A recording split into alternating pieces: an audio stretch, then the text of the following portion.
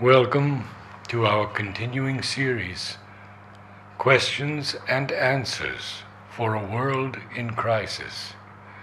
Today, Meditation, Part 1, from Sri Aurobindo. By meditation, we correct the restless wandering of the mind and train it, like an athlete, to economize all its energies and fix them on the attainment of some desirable knowledge or self-discipline. This is done normally by men in ordinary life. But yoga takes this higher working of nature and carries it to its full possibilities.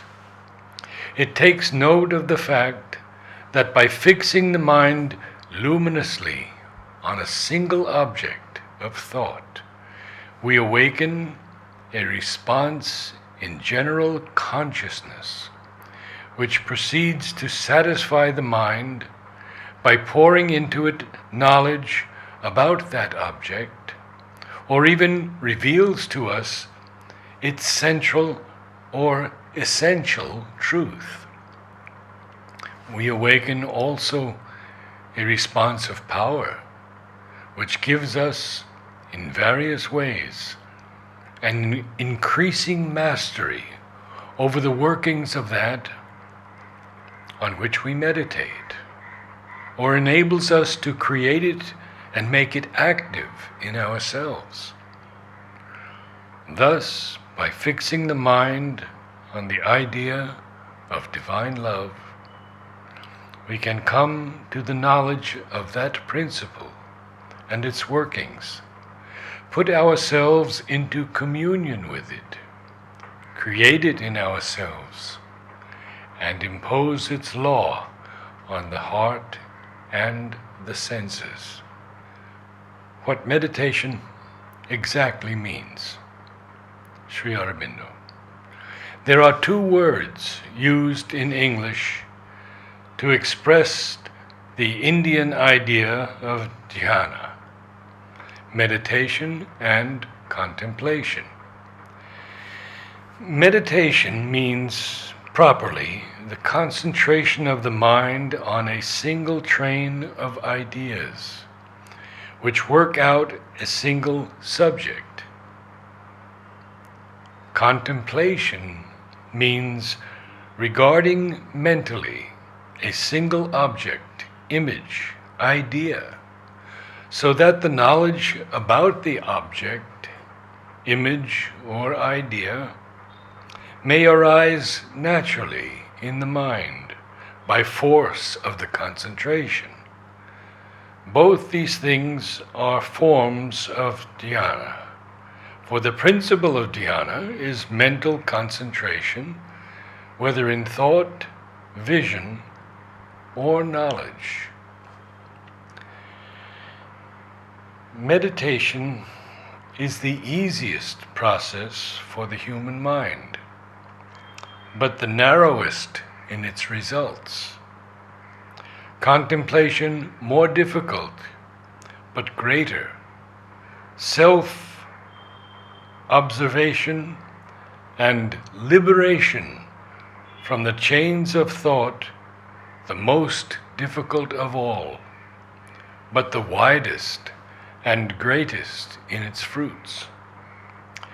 One can choose any of them according to one's bent and capacity. The perfect method is to use them all, each in its own place and for its own object. But this would need a fixed faith and firm patience and a great energy of will in the self-application to the yoga. Question: what should be the object or ideas for meditation? Sri Aurobindo. Whatever is most consonant with your nature and highest aspirations. But if you ask me for an absolute answer, then I must say that Brahman is always the best object for meditation or contemplation, and the idea on which the mind should fix is that of God in all in God, and all as God. It does not matter, essentially, whether it is the impersonal or the personal God, or subjectively the one self. But this is the idea I have found the best, because it is the highest and embraces all other truths, whether truths of this world or of the other worlds, or beyond all phenomenal existence. All this is the Brahman, in quotes. Conditions, internal and external, that are most essential for meditation. Sri Aurobindo. There are no essential external conditions, but solitude and seclusion at the time of meditation, as well as stillness of the body, are helpful, sometimes almost necessary to the beginner. But one should not be bound by external conditions. Once the habit of meditation is formed, it should be made possible to do it in all circumstances, lying, sitting, walking, alone, in company, in silence, or in the midst of noise, etc.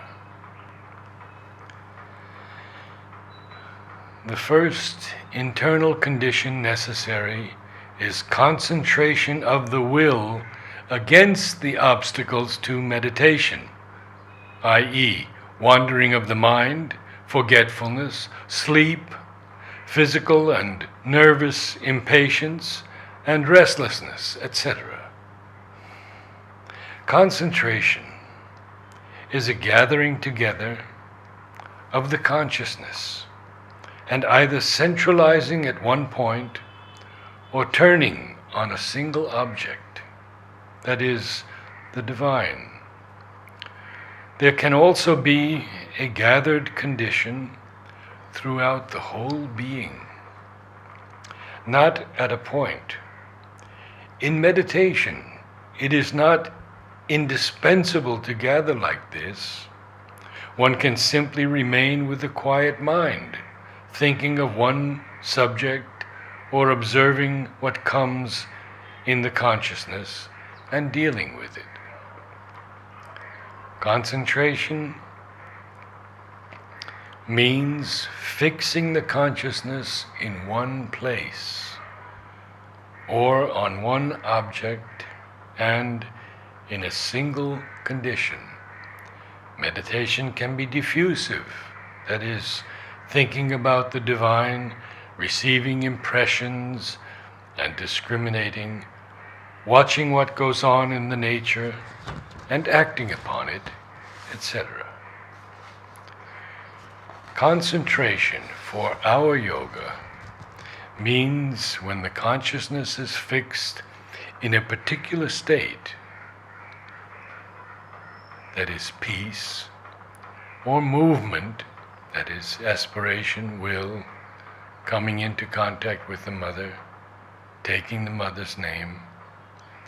Meditation is when the inner mind is looking at things to get the right knowledge. It is certainly much better to remain silent and collected for a time after the meditation. It is a mistake to take the meditation lightly. By doing that, one fails to receive or spills what is received, or most of it. Concentration is very helpful and necessary. The more one concentrates, parentheses, of course in the limits of the body's capacity without straining it, end parentheses, the more the force of the yoga grows. But you must be prepared for the meditation being sometimes not successful and not get upset by it, for that variability of the meditations happens to everybody. There are different causes for it, but it is mostly something physical that interferes, either the need of the body to take time to assimilate what has come or been done, sometimes inertia or dullness due to causes such as those you mentioned, or others. The best thing is to remain quiet and not get nervous or dejected till the force acts again. One can have no fixed hours of meditation and yet be doing sadhana. Naturally, one does not get tired if the meditation has become natural. But if the capacity is not there yet, then many cannot go on without a strain, which brings fatigue.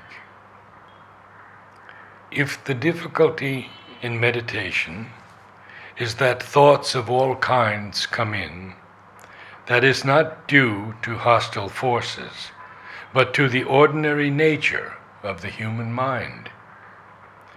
All sadhaks have this difficulty, and with many it lasts for a very long time. There are several ways of getting rid of it. One of them is to look at the thoughts and observe what is the nature of the human mind as they show it, but not to give it any sanction, and to let them run down till they come to a standstill. This is a way recommended by Vivekananda in his Raja Yoga. Another is to look at the thoughts as not one's own, to stand back as the witness Purusha and refuse the sanction.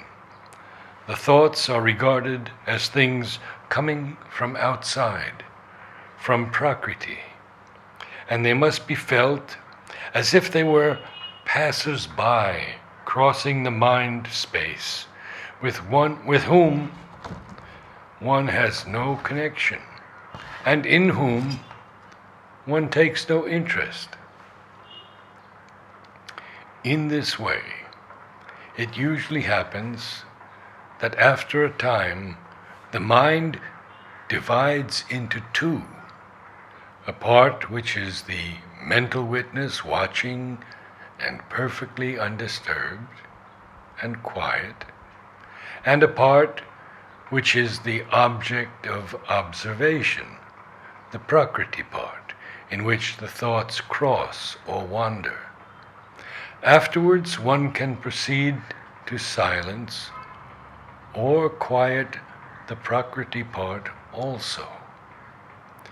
There is a third, an active method, by which one looks to see where the thoughts come from and finds they come not from oneself, but from outside the head, as it were. If one can detect them coming, then before they enter, they have to be thrown away altogether. This is perhaps the most difficult way, and not all can do it. But if it can be done, it is the shortest and most powerful road to silence. I see no reason why meditation, properly done, should be a hindrance to study. Quite the opposite. Only if what you call meditation is not meditation at all, but a state of inert passivity, and drowsiness can it harm your studies. And as that state is thoroughly undesirable from every point of view, of course, it is better not to indulge in it. Question: what is real meditation then? Sri Aurobindo: it is an active and deliberate concentration on the divine presence and a sustained, alert contemplation of that sublime reality.